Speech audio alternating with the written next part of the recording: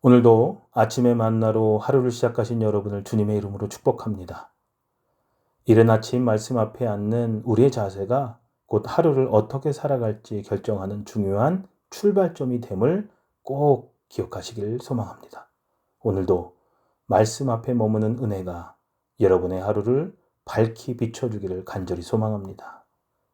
오늘 우리에게 주시는 하나님의 말씀은 디모데후서 3장 16절입니다. 모든 성경은 하나님의 감동으로 된 것으로 교훈과 책망과 바르게 함과 의로 교육하기에 유익하니. 아멘. 사도 바울은 젊은 목회자 디모데에게 이 말을 남겼습니다. 혼탁한 시대 속에서 거짓 가르침이 난무하고 믿음을 버리는 자들이 생겨나는 현실 앞에서 그가 끝까지 붙들어야 할 가장 분명한 진리는 바로 하나님의 말씀이었습니다. 바울은 말합니다. 모든 성경은 하나님의 감동으로 된 것이다. 이 말은 단순히 성경이 좋은 책이라는 의미가 아닙니다. 성경의 저자는 하나님이시며 이 말씀은 생명 자체라는 선언입니다. 감동이란 말은 헬라어로 하나님의 숨결, 하나님의 호흡이라는 뜻을 품고 있습니다.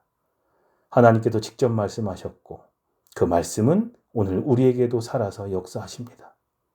세상에는 많은 말과 글이 있지만 그 어떤 말도 사람을 영적으로 거듭나게 하거나 인생을 영원으로 이끌 수는 없습니다. 그러나 하나님의 말씀은 우리의 영혼을 살리고 마음을 치유하며 삶의 길을 인도합니다. 말씀은 먼저 교훈을 줍니다. 삶의 방향과 기준을 바로 세워줍니다. 무엇이 옳고 그른지 어떻게 살아야 할지를 알려줍니다. 요즘 세상은 진리 자체를 상대화합니다. 그러나 말씀은 변하지 않는 진리로 우리를 바른 길로 이끕니다. 또한 말씀은 책망합니다. 우리의 죄를 깨닫게 하고 삶 속에 어그러진 부분을 드러내 주십니다. 때로는 찔리고 불편하게 느껴질 수도 있습니다. 하지만 책망 없는 사랑은 방임이며 하나님의 책망은 회복을 위한 초대가 됩니다. 또 말씀은 바르게 합니다. 잘못된 길을 돌이켜 다시 중심을 잡도록 해줍니다. 무너진 내면을 세워주고 왜곡된 가치관을 바로잡아줍니다. 그리고 말씀은 의로 교육합니다.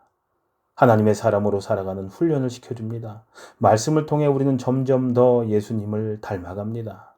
말씀은 단지 지식을 주는 것이 아니라 삶의 열매를 맺게 하는 능력이 됩니다. 사랑하는 성도님들, 우리는 하루에도 수많은 정보와 말들에 노출되어 살아갑니다. 뉴스, SNS, 광고, 유튜브, 주변 사람들의 말들, 이런 수많은 소리들 속에서 우리는 말씀의 소리에 얼마나 귀 기울이고 있습니까? 혹시 요즘 말씀을 읽지 않고 하루를 보내고 있지는 않으십니까?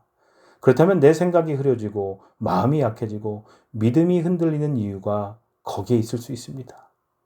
말씀은 우리 영혼의 양식이자 믿음의 기초입니다.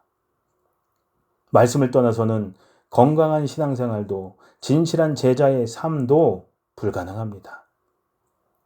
우리는 말씀을 듣고 읽고 묵상하고 암송하고 순종해야 합니다.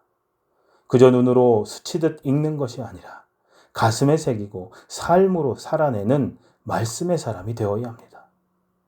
말씀은 읽을수록 가까이 할수록 우리 안에 생명이 됩니다. 사랑하는 성도님들, 오늘 하루 하나님의 말씀이 여러분의 마음에 살아서 역사하시기를 기도합니다.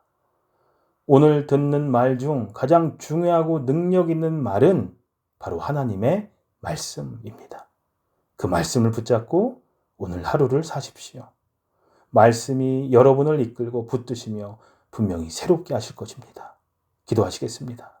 주님, 모든 성경이 하나님의 감동으로 주어진 말씀임을 믿습니다. 오늘도 이 말씀이 제 삶을 이끌어 주시고 교훈하고 책망하며 바르게 하고 의로 교육하게 해 주시옵소서.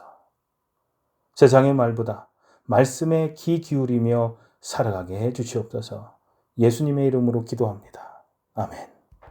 오늘 하루도 말씀을 사모하며 말씀 위에 서 있는 삶을 결단하며 잠시 더 기도하는 시간 갖도록 하겠습니다.